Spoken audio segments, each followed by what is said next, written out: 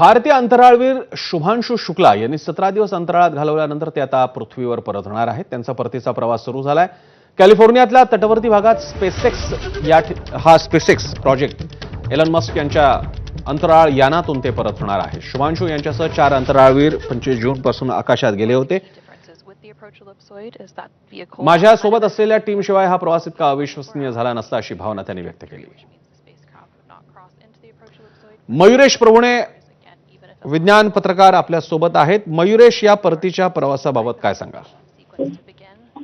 तसं ना, आता 2 आठवड्यांचा कालावधी 4 दिवसांपूर्वीच पूर्ण झाला त्यांचा. मात्र सगळ्यात महत्वाची गोष्ट असते की ज्यावेळेस हे यान समुद्रावर उतरणार आहे त्यावेळेस तिथली हवामानाची स्थिती काय आहे हे बघून आता आजची तारीख ठरवण्यात आलेली आहे. कारण उद्या म्हणजे 22 तासांचा साधारणतः हा प्रवास असणार आहे आंतरराष्ट्रीय अवकाश स्थानकापासून समुद्रात उतरेपर्यंत. तर त्या दृष्टीने हा सगळा प्रवास आता योजला आणि आता आणखी अगदी थोड्याच वेळात म्हणजे 4:45 हे अनडॉकिंग पूर्ण होईल.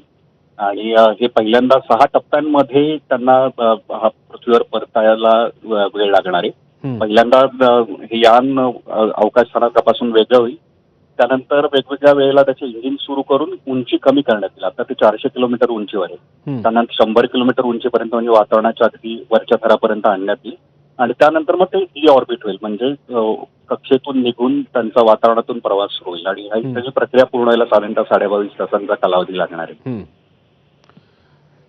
मयुरेश, एकूणच या प्रोजेक्टच्या अनुषंगानं आपले शुभांशु सुद्धा गेले होते आणि बाकीचे अंतराळवीर सुद्धा गेले होते. या दृष्टीनं भारताच्या स्पेस प्रोग्रामशी याची सांगड घातली जाते की भारत त्या दृष्टीने आपले व्योमनॉट्स असतील, आपला space program man space program बाबतीत आपली दिशा चाललेली आहे. त्या दृष्टीने याचे इनपुट्स कसे महत्वाचे ठरतील?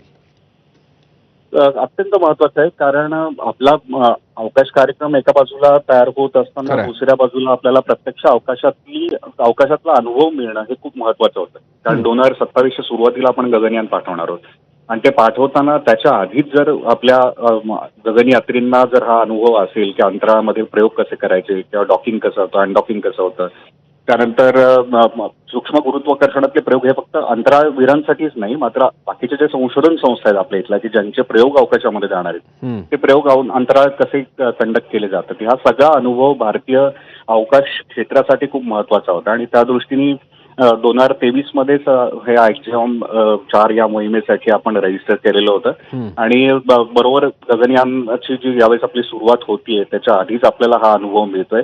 आता जेव्हा शुभांशु शुक्ला परत येतील त्यानंतर त्यांचा जो हा सगळा अनुभव आहे तो शेअर करतील बाकीच्या सगळ्या त्यांच्या यंत्रणेशी. आणि त्या दृष्टीने काही अनुरूप बदलही गगनयानाच्या मध्ये करण्यात येतील. कारण अजूनही ते तयारीमध्ये आहे, आपलं यान तयार करण्याची प्रक्रिया सुरू आहे.